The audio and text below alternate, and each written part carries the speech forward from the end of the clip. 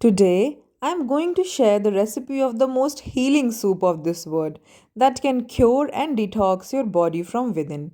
All you need is 5 to 6 tomatoes, 2 carrots, onion, beetroot, ginger, and garlic. Put them in a pressure cooker. Add 2 to 3 cups of water and cook for 2 to 3 whistles. Once it's done, take your blending jar and pour all your vegetables and then grind them into a smooth paste. Once it's done, take your strainer and strain the juice through it so that any thick pulp could be removed. Take your kadai and put all your juice into it. You can adjust the consistency of the water as per you require.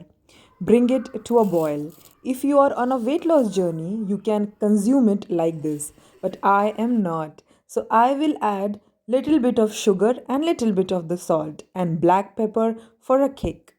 And then just plate this beautiful red looking soup. And to increase its taste, you can add croutons if you like. This juice can heal and cure your body from within. It can detox and cleanse your body. It is anti inflammatory, helps to reduce excess fat from the body, and it also makes you feeling very positive from within.